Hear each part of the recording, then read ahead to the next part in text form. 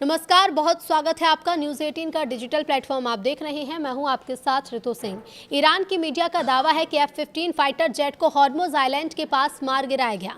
खबर के मुताबिक ये जेट दुश्मन का था और दक्षिणी इलाके के ऊपर उड़ रहा था। ईरान के एयर डिफेंस सिस्टम ने जमीन से मिसाइल दागकर इसे निशाना बनाया।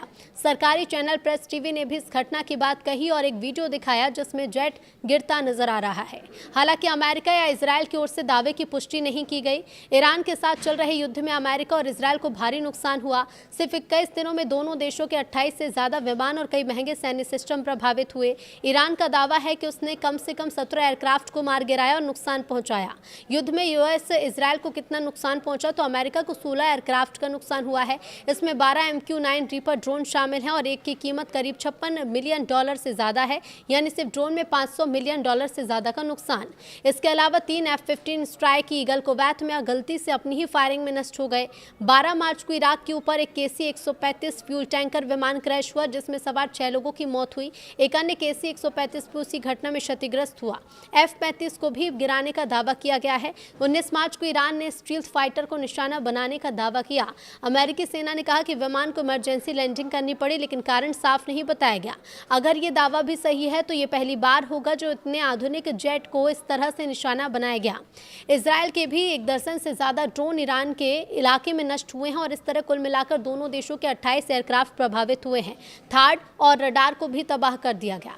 ईरान ने अमेरिका के मिसाइल डिफेंस सिस्टम को निशाना बनाया। उसने थार्ड सिस्टम से जुड़े ANTPY-2 रडार पर हमले किए जिनकी कीमत $300 से $500 मिलियन तक है।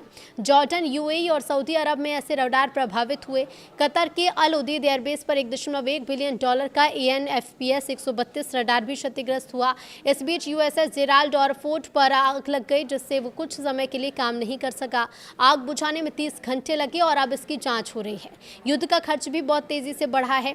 पहले 6 दिनों में अमेरिका ने 11 से 12 बिलियन खर्च कर दिए। एक टॉमहॉक मिसाइल की कीमत करीब $3.5 मिलियन है और अब तक 300 से ज्यादा मिसाइलें इस्तेमाल हो चुकी हैं। अब ईरान के टूरिस्ट प्लेस में हॉर्मुज आइलैंड अपने खास लाल रंग की मिट्टी की वजह से फेमस है, जो बारिश के होने के पर पूरे एरिया को बिल्कुल लाल रंग में बदल देती है। इस मिट्टी में काफ़ी ज़्यादा मात्रा में आयरन ऑक्साइड होता है जिसकी वजह से इस पूरे एरिया का कलर बिल्कुल ब्लड रेड दिखता है। वहीं इस लाल रंग की आयरन ऑक्साइड रिच मिट्टी को यहाँ की महिलाएं पीरियड्स के दौरान खाती हैं जिससे उनके शरीर में आयरन की कमी ना हो। तो वहीं इस सुंदर खूनी लाल रंग के बीच के किनारे बहुत प्यारे कलरफुल छोटे छोटे स्टे होम हैं जिसमें आप इस बीच की सैर करने के दौरान स्टे भी कर सकते हैं। इन कलरफुल घरों को पारसी में मज़ारा बोला जाता है। बारिश में दिखता है कि खूनी लाल नज़ारा। जब हॉर्मुज आइलैंड पर बारिश होती है तो यहाँ का नज़ारा बिल्कुल अलग हो जाता है। सूखी लाल मिट्टी पर पानी की बूंदें गिरते ही इसके रंग को और गाढ़ा कर देती हैं और सारा आइलैंड बिल्कुल खूनी लाल सा नज़ारा दिखता है जो आइलैंड की खूबसूरती को और ज़्यादा बढ़ा देते हैं। बीच के किनारे बनी गुफाएं भी बहुत अद्भुत हैं। यहाँ अंदर जाने पर गुफा में सतरंगी कलर की पट्टियाँ पत्थरों पर हैं जो इसे बिल्कुल अलग बनाती हैं। बता दें कि हॉर्मुज स्ट्रेट एक समुद्री रास्ता है जहाँ से होकर भारी मात्रा में तेल गुजरता है। रास्ता फारस की खाड़ी और ओमान की खाड़ी से जोड़ता है। रास्ता ईरान, ओमान और UAE के बीच से होकर गुजरता है, इसलिए मिडिल ईस्ट और ईरान युद्ध के बीच रास्ते की चर्चा जोरों पर है। हॉर्मुज केवल रास्ता नहीं बल्कि दुनिया के बहुत पुराने ईरान का तटीय शहर है जहाँ से 8 से 10 किलोमीटर दूर आइलैंड है और उसे भी हॉर्मुज आइलैंड बोला जाता है।